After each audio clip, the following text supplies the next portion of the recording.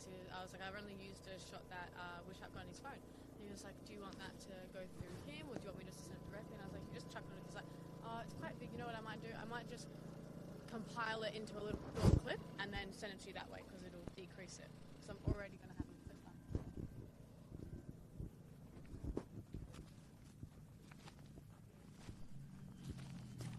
You know what we need? You know what we need to get the hang of doing? With all this sort of stuff. Use that. Yep, try and get relief. Use the beautiful. Oh, yeah.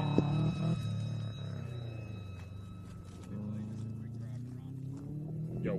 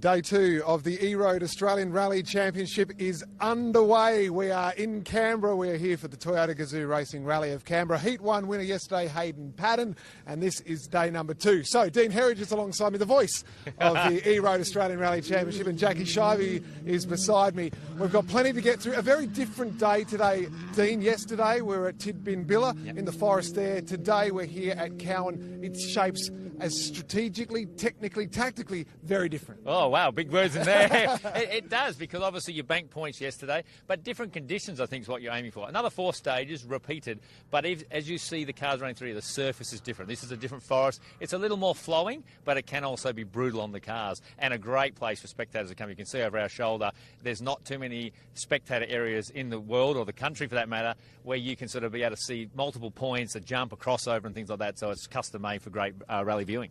Great to see the passion once again. We had plenty of fans out and about yesterday. It all started at the rally show on Friday evening, and they've turned out in force here today. And as you said, a great vantage point for all of them. Jackie, we had a great vantage point earlier today. We were out on the first of today's stages. We have got some headline stories already. Talk us through the first one involving yesterday's heat winner in Hayden Paddon. Yeah, definitely. It's been a big morning already. Poor Hayden.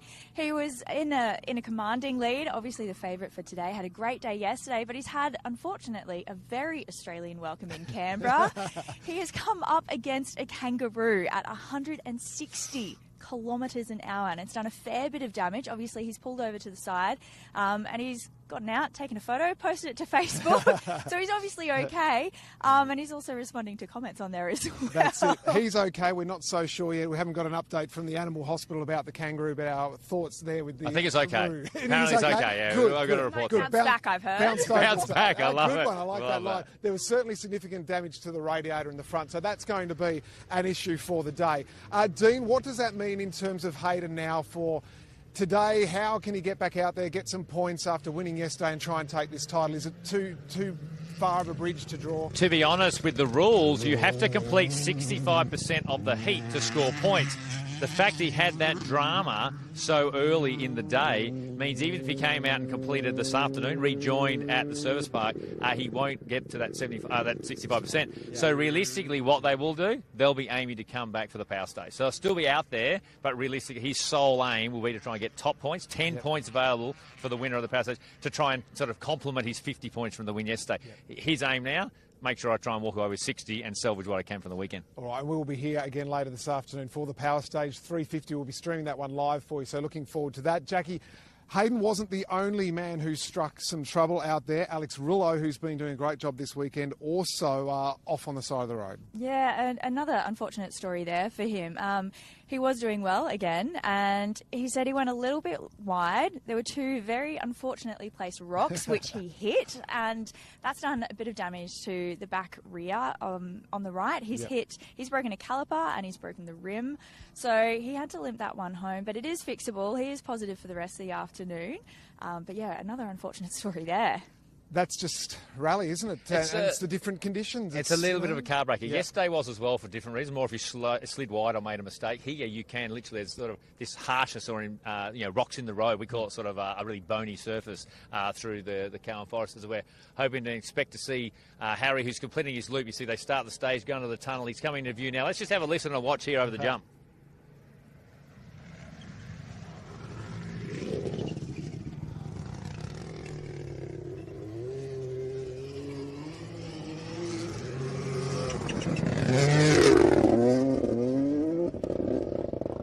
Harry absolutely flying. So we were talking there about Alex, and you're mentioning the conditions, but Harry has been mastering the conditions today, and he needed to after yesterday. So just explain for the viewers that are tuning in now that may not have seen yesterday the issues for the defending champ. Well, he was in the same boat, ripped a wheel off that. Now, his area, put his hand up, went wide into the bank, which then ripped that wheel off. Same thing, had to try and salvage some points in the afternoon. I think he did complete the 65%, got to 14th place, so he'll salvage some points there.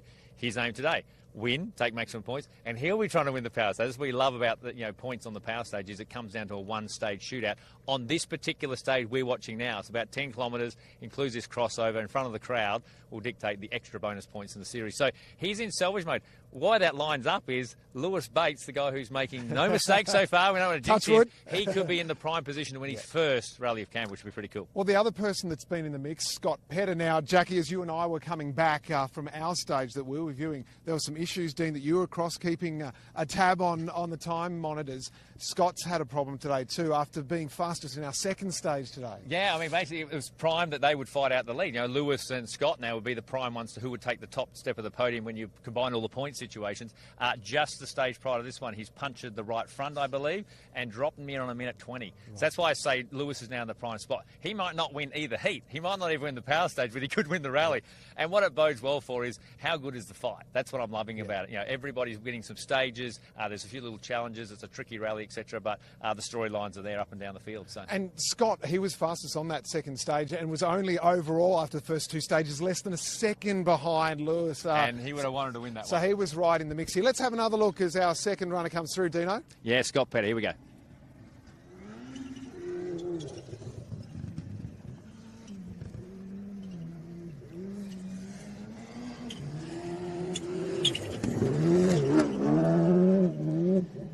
Looking pretty tight into there.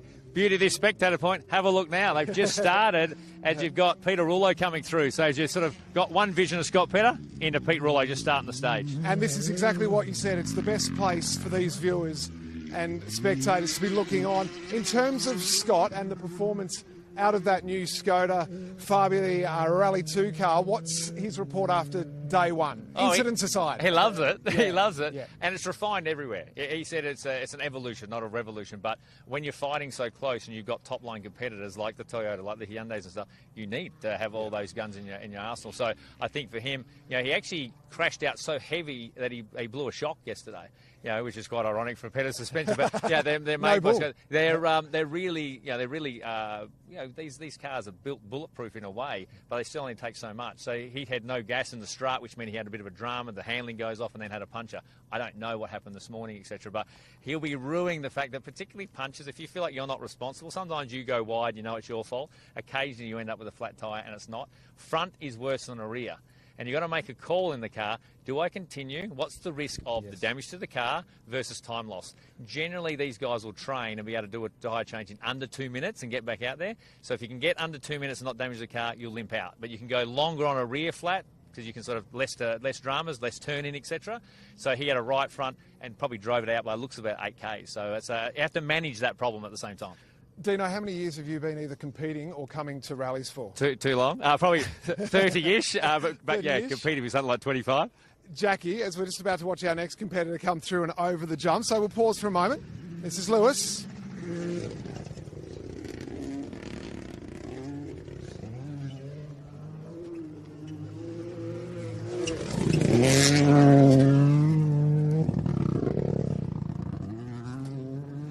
So, Dino, you've been doing it for 3 decades or so. Jackie, you got up close and personal with the cars today for the first time, literally just a couple of metres away, like we are now, but in a much faster flowing part of the rally stage. What did you make of it? What was your first impression? Wow, I think my jaw was wide open. It was quite funny. How exciting. It's amazing. The cars look like they're literally dancing across the road, the way that the drivers just manage it. It's blowing my mind. It's really thrilling. It's exciting. It's dusty. It's dirty. Like, it's raw. Your jaw was like almost on the floor as well. It was remarkable because obviously from a circuit racing background, you never get that close to the cars during competition. So for the spectators and for us to be there in the media section was quite unreal. And the slide, but then the dust. Because it was hanging around. There wasn't a lot of breeze out there. And for me, the visibility then for the following cars, that was a whole nother thing for me to think about. It's a bit like we have to sometimes deal with the night stages. I was talking to Jackie about this. You guys are crazy driving the night at that speed.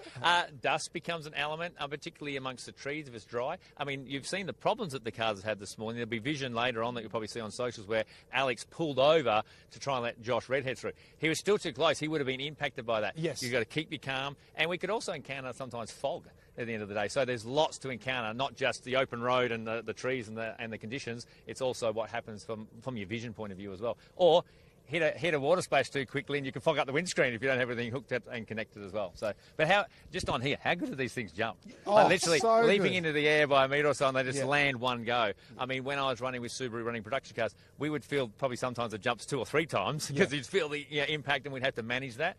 These are unbelievably good cars from that point of view. So I think we're going to expect probably Lewis to come through. This road, a bit hard to see where we are, chopping up a little bit. I see on the start of the stage the cars kicking and moving around a bit. And you also start to, as a spectator, get a sense of where we don't know the times, but I can hear a car starting. I haven't seen someone over the bridge. You know, there's a smart spectator that'll start to pick who's going where on the stages, etc. as well. So really cool. I think one thing that was fascinating as well was the different approaches into the corner. I mean, circuit racing, usually there's just the one line, you're into the apex. It's very rare. Somewhere like at Tasmania Symonds Plains, there at the hairpin, you might have someone go up a bit higher trying to get there, power down and get the run down the back straight there. But the amount of different angles sliding through the corner I found fascinating, the different lines. Well, even now, we saw Josh Redhead. He did that beautifully because it was rutted on the outside. He set it up and squared it away. You don't want to have too much exit oversteer when it's loose like this. You want to try and be right on the apex but run it through. There's a part of how deep and how hard do I go under brakes, maybe compromising my corner speed, and then how fast can I be at the end of the straight. And, you do that in circuit race because it's an ideal, apex line and how to be fast. Yes. Here you can make up one way and lose it on the other. And sometimes that's different styles. We're looking at ourselves here. We were expecting Lewis. There could be a drama in the stage. We don't quite have enough to be able to look at a rally safe. This is a flip as well. If Lewis is in there or punch it or have a problem, it blows it apart. Maybe Scott Petter is in the hunt for a rally win. There we go. So overall, can you give us a sense in terms of this weekend? Heat 1 yesterday, Paddon, his problems today, Harry's problems yesterday, Lewis now we're unsure of. In terms of who's going to win this thing? Well, we're going to get to Service Park and find out and just cleanse it all. Yeah. Because there's also some spots. Think about someone like a Josh Weedman, who's running in the Wolf Production Cup. A solid run yesterday in 5th, with the likes of the Rulos having some issues and stuff. They could snare an outright podium, which would be pretty cool. It's been a couple of years since we've seen something like that from a Max McRae in a production car, taking advantage of these situations. So as a young person who's, one, he's learning, he's getting the Ks done, he's minimising mistakes, although he told us he crashed and got away with it. But imagine being able to snare a podium in the likes of this field would be unbelievable for his confidence, but gaining so much as well. As we hopefully hearing something come now. Let's see who this might be. Let's have a listen and a watch.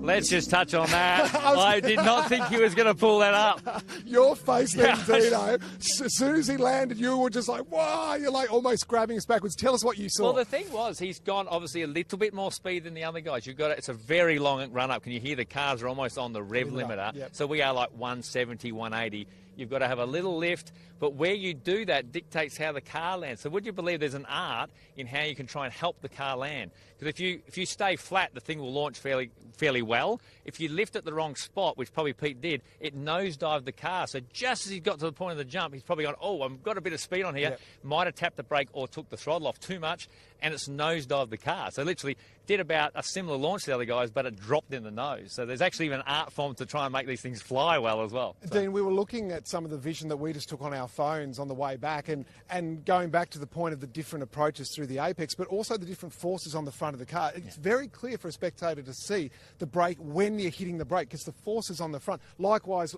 the squat in the back when you're taking off and putting the power down, but quite often the front splitter scraping down on the entry into a corner. The Toyotas particularly will come into service with that front splitter dragging, and you think, geez, why is that there? But it plays a part in aero and stuff, and they just almost use it as a consumable like you'd use a tyre, so they're not bothered by that. But that plays a part. But see, that movement in suspension that you see is mainly the Rally 2 cars. They're very, they're almost like praying mantis the way they work. When we start to watch some of the production cars or the Evos and things, you'll see they won't dive as much. They still move. You want to talk to the car and get it to move. As we got the next one coming. We'll go back to Lewis. He's, I think, maybe stuck in stage. Let's have a look at some vision.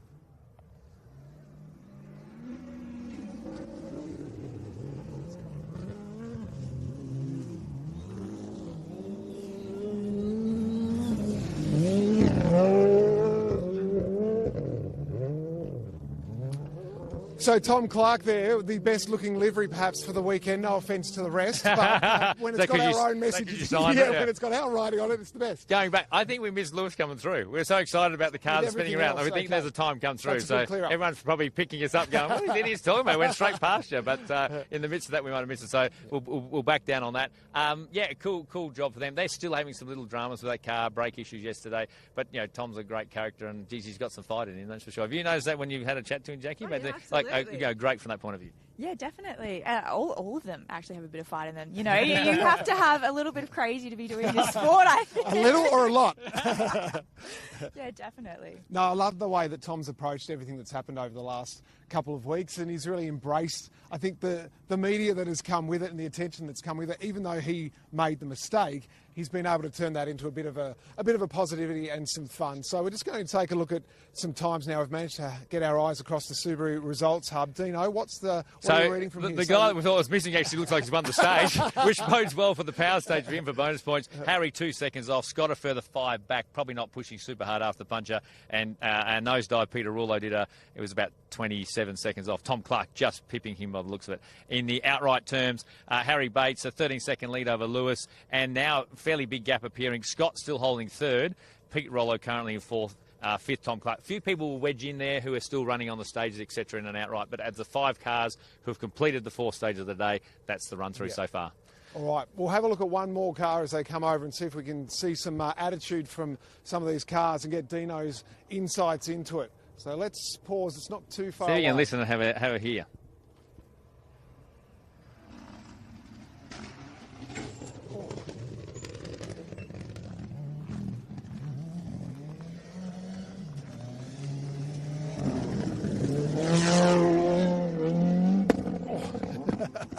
So Roughhead there, I'm not sure if you can pick up off the mic there. As he landed, it was a heavy landing. That actually looked like it flew okay. It actually sounded like it had hit in the rear. So sometimes it could be sump guard, compression on the suspension. It cops a real hard time, the suspension. I said it was robust before and things, but you can see in here. And this is probably a reasonable jump. There are some just naturally out there where they even land harder and rougher than that. Yep. So with the Bates brothers doing well today, do we oversell home ground advantage? Is that a factor? I mean, how often would they actually get out here on these sorts of surfaces during the year? Fairly regularly, not from testing sometimes. What happens now with pace notes and the experience of the field and Hayden Paddon, it's not so much that you know the roads any better, you might just know the conditions slightly better. You're more comfortable within yourself on the tyre call, what you need to do, how that's going to run up that might trick someone else. So, that home advantage in regards to, I've done that stage 20 times, so that person's too, can play a small factor, but it's microseconds. It's more, in my opinion, just being settled in the fact that you know the event, what's coming up, and what to do when it rains, and how to do that and be relaxed about it rather than take a guess and go the wrong way. So there we go, Lewis Bates. A big shout out. Lots of love to Lewis. What a legend.